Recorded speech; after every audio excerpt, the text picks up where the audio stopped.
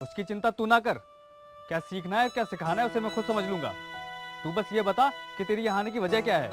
अच्छा, तो सर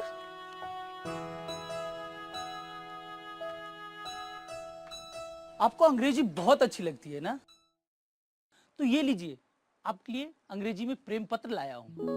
जरा इनको पढ़ने का कष्ट करेंगे?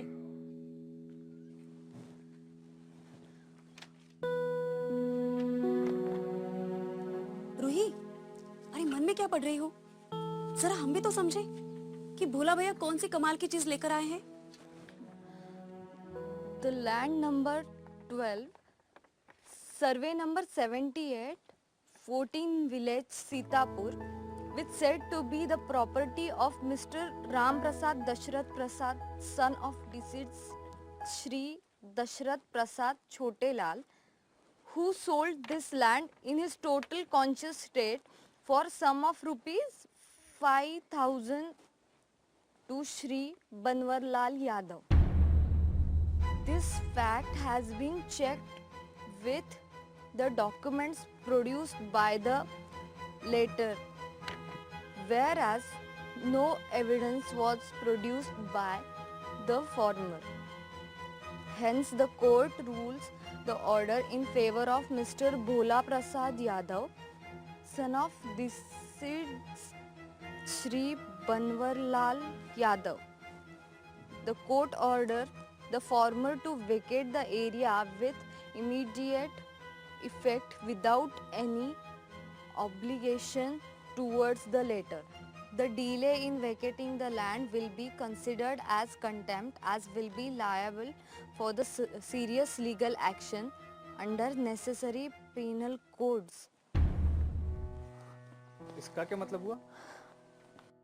क्या हुआ रूही, अंग्रेजी समझ नहीं आई तो मैं बता दूं? बालू भाई, इसका मतलब ये है कि सर के पिताजी ने भोला भाई के पिताजी को ये जगह बेच दी थी, और चूंकि उनको गलत साबित करने के लिए सर के पास कोई दलील या कोई सबूत नहीं है, इसलिए ये जगह खाली करनी पड़ेगी। खाली करनी पड़ेगी? ये क्या मजाक चल रहा है? सर आप कुछ बोलते क्यों नहीं? सर, अगर हम ये जगह खाली करेंगे तो पढ़ेंगे कहाँ?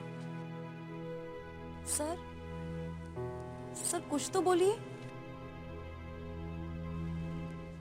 मैं ये सब जानता था अंजुना। मेरे पिताजी ने भोला जी के पिताजी को ये घर कब बेचा ये तो मुझे पता नहीं, लेकिन इसे साबित करने के सारे कागजात हैं उनके पास। मैंने पूरी कोशिश की कि कोई रास्ता निकल आए। मैं तो बस कोर्ट के निर्णय के लिए रुका था। सोचा था कि कोर्ट अगर कोई निर्णय ले और इस निर्णय पर स्टे लाए तो हमें थोड़ा और समय मिल जाता, पर अब तो कोर्ट ने ऑर्डर दे ही दिया है, हम कुछ नहीं कर सकते। भोला भाई, ये आप क्या कर रहे हैं? एक ऐसे इंसान को बेघर कर रहे हैं जो आपके बच्चों को, आपको जीने के नए गुर सिखाएगा। तो मैं क्या करूं? किसने कहा था कि भैया आओ हमारे बच्चे को पढ़ाओ? वैसे भी मुझे इनसे क्या करना है? मुझे तो बस एक आलीशान सा गेस्ट हाउस बनाना है, और ये घर इस बीच में आ रहा है। हाँ, पर ये घर छोड़ आपका गेस्ट हाउस बन ही नहीं सकता क्या? नहीं बना सकता, और बना सकता तो भी तो ये जमीन हमारी रहती ना। अब जमीन मेरी है, मैं जैसे इस्तेमाल करूं। मैं गेस्ट हाउस बनाऊं या तबेला?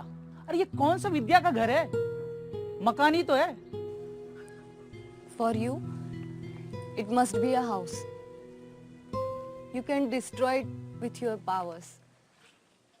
But for us, it is a place where we found who we really are.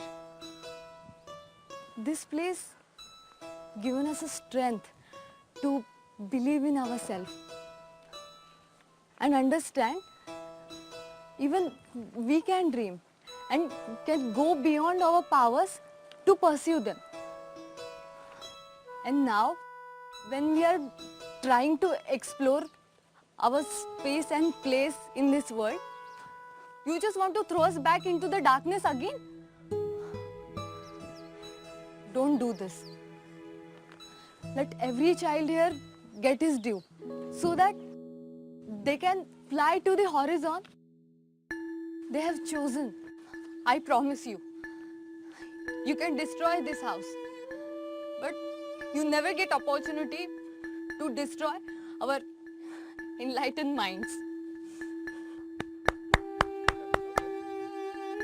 अरे रूही, ऐसी अंग्रेजी कैसे बोली रे? भोला भैया, अब हम सब इंग्लिश में बात कर सकते हैं। भोला भैया, इस जगह ने हमें वो ताकत दी है कि हम किसी से भी बात करने के लिए या अपने मुद्दे को रखने के लिए अब कतराएंगे नहीं। तभी तो एक लफ्ज भी न बोल पाने वाला मैं अब एक बैंक में नौकरी करूंगा।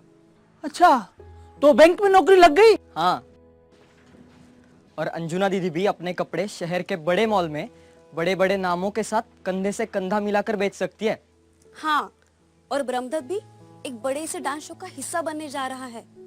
और रूही भी सारे बंदिशों को तोड़ अपनी बात रख सकती है। क्या बरकी बरकी बातें कर रहे हो तुम लोग? मैं तो इस मकान को उस नजर से कभी देखा ही नहीं।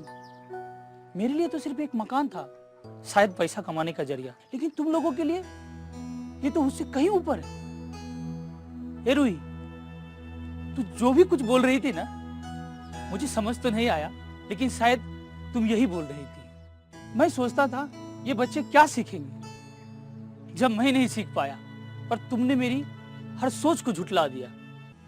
भोला चाचा, अब कहीं जाकर हमारे पंखों में ताकत आई है ऊंची उड़ाने भरने की।